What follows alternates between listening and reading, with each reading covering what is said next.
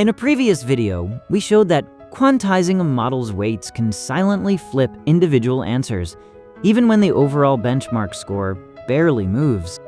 A lot of you asked the obvious follow-up, what about the KV cache? So we tested it. 4 models, every cache setting from 400 tokens deep to 41,000. And one of the models did not churn. It collapsed. This is Wolf Stedman at the local ceiling, where we test the claims everyone else just repeats. Let's get into it. Quick recap if you're new here. Weight quantization shrinks the model itself, the parameters. KV cache quantization shrinks something different, the running memory of everything the model has already seen in the current conversation. People compress that cache to fit longer documents and longer chats into the same GPU. Q8 halves it, Q4 quarters it, and llama.cpp ships the flags today. The assumption is that this is basically a free memory optimization.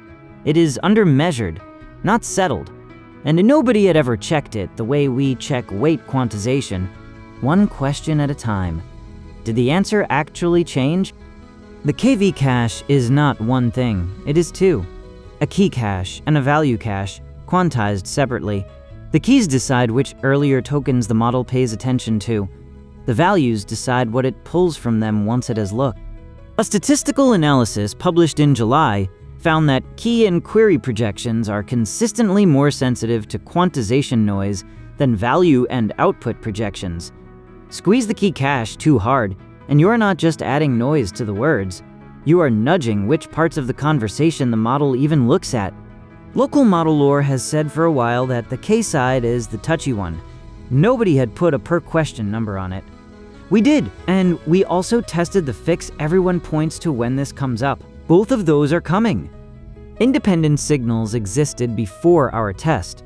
One benchmark ran a coding model through 3 cache settings on the same prompts. The Q8 cache stayed 81.6% similar to full precision. The Q4 cache fell to 8.3%. The output barely resembled the original. And here is the detail that should worry you. The broken Q4 run was nearly the fastest. Full precision ran at 81.8 tokens per second. The wrecked Q4 cache, 80.3. The intact Q8 was actually the slowest at 76.4. Your tokens per second counter will never warn you. A second benchmark measured probability drift across model families and found the damage varies model to model. Useful, but none of it answers the question a person actually has. Did my model's answer change? That is the gap we built this test to fill. Oh, and remember which model that first benchmark broke? It was a Qwen 2.5. Hold that thought. Our test. The same 500 question arc challenge set from the weights video, and the same trick that makes every answer deterministic. Temperature 0, fixed seed, and a grammar that forces the model to commit to a single letter. We ran every baseline twice and got byte-identical answer sheets. So nothing you are about to see is sampling noise. When we say an answer flipped, it flipped. The weights stay untouched. Only the cache changes. Full precision, then Q8, then Q4. Plus runs where only the K half or only the V half is compressed. 4 models. Qwen 2.57b, Mistral 7b, the one you asked for by name, Qwen 3.627b, and the brand new Qwen 3.8, released the same morning we measured it. Stock llama.cpp, stock quants, 1v100. Everything is in the repo. You can rerun the whole grid tonight. First, the Q8 cache. Across all 4 models, 0 flips on Qwen 2.5, 4 on Mistral, 1 on the 3.6, 0 on the day-old 3.8, out of 500 questions each. The half-price cache is, measurably, nearly answer identical to full precision. That is the good news, and it holds everywhere we look. Q4 is where the story splits 3 ways. Qwen 3.627b shrugged. 2 answers changed in 500 with the whole cache at Q4. The K-only run changed 0, and Qwen 3.8 tested the morning it released, matched its older sibling. 3 answers changed. The new generation holds. Mistral is the trap from the weights video all over again. Accuracy moved 1 point from 75.4 to 74.4. Confidence intervals overlapping. A scoreboard, nothing, but 34 of 500 answers changed. Watch one. The best way to separate salt from water? Full precision, and Q8 say evaporation. The Q4 cache says something else. Or this one, water at -5 degrees Celsius. The Q4 cache unfreezes ice.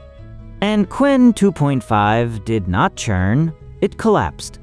92% accuracy at full precision cache. 24% with a Q4 cache on a 4-choice test. That is below guessing. 375 of 500 answers changed, and the server never complained. Healthy status, full speed, tokens streaming. Here is what that actually looks like, with the multiple choice guardrails off. We asked it why the sky is blue. Without the grammar enforcing a single letter answer, the cache corruption makes the model loop, swap languages, and hallucinate mid-sentence, while reporting healthy the whole time. Now cache in that thought from earlier.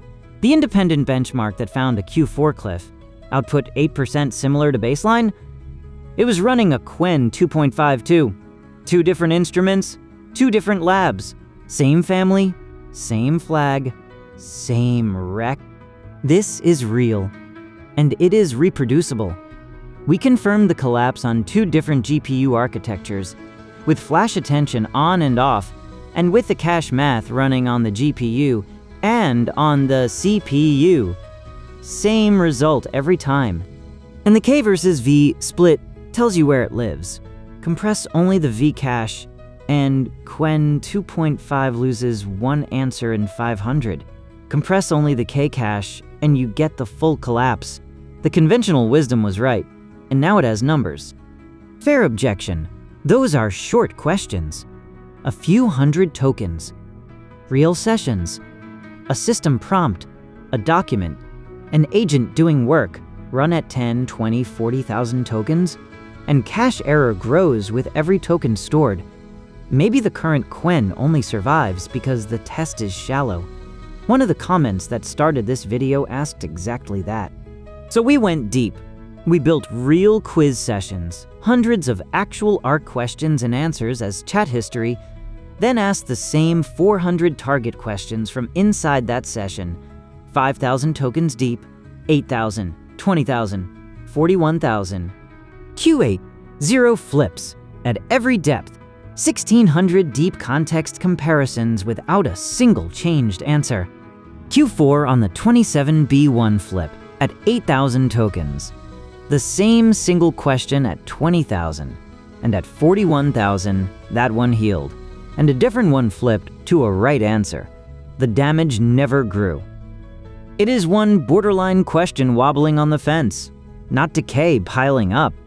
On a scope, this measures answers with a compressed cache full of prompt. A live session also writes the model's own output through that cache, hour after hour. Quality drift there is something no flip counter can see, ours included. If you feel your long Q4 sessions getting worse, that is the place we could not look. One more question you would reasonably ask. Most people running a Q4 cache are also running Q4 weights. Do the 2 errors multiply? We ran the full grid on Mistral. Q4 KM weights alone, 36 answers changed. Q4 cache alone, 34, both together, 46. Worse than either, but nowhere near the sum. And inside that number, the 2 error sources are genuinely interacting. 17 questions flipped only when both were compressed. Questions neither one flips alone. While 29 expected flips disappeared, the 2 errors canceling each other out. Quantization damage does not stack like bricks. It re-rolls dice. The part that should stick with you? Even in the worst cell, 9% of all answers changed, and the accuracy score still sat inside the baseline's confidence interval. Every cell of that grid is invisible on a leaderboard. And the config half of you actually run Quen 3.627b with Q4 KM weights and a Q4 cache, the one that fits a 24 gigabyte card. 3 answers in 500 changed. On this model, the popular setup is measurably fine. Whenever this comes up, someone says, TurboQuant fixes this. Rotate the values before you quantize, and the outliers smear out. So we tested that too. Both versions of it. The community pull request for llama.cpp, the one everyone links, as of our test build this week, cannot run on a GPU at all. There are no CUDA kernels for its cache types yet. The server aborts on startup. We ran it with the cache on the CPU instead. On the model that collapses, it scored 26%, slightly worse than the naive Q4 it is supposed to replace. And that is the pull request as it exists this week, not the paper's method. Implementations move. And then we tested our own, separate implementation of the same rotation idea. One we have had in production for months on a ternary model, where a 3-bit cache changes just 6 answers in 500. Same idea. Working code on the collapsing model, 25%, no rescue. 2 independent implementations of the rotation trick, and neither one saves Qwen 2.5's K cache at these bit widths. The only setting that is clean on every model we tested, including the one that collapses, is Q8. The practical version of all of this? Run the Q8 cache. It halves your cache memory, and across every model, every depth, and every test we threw at it, including 41,000 tokens deep, it changed at most 4 answers in 500. Usually 0. That is as close to free as anything in this hobby gets. Do not assume Q4 is safe because your favorite reviewer's model handled it. It is a lottery keyed to your specific model. On one, it is a rounding error. On another, it silently rewrites 7% of answers. On a third, it is the difference between 92% and worse than guessing.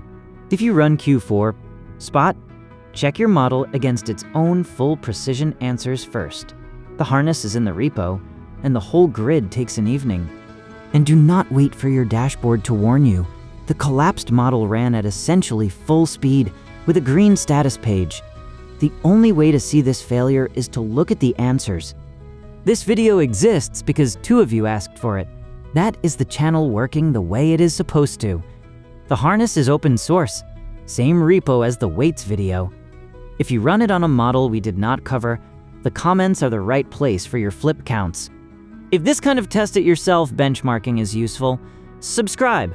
That is how these get made. For the local ceiling, I'm Wolf Stedman. Look at the answers, not the scoreboard.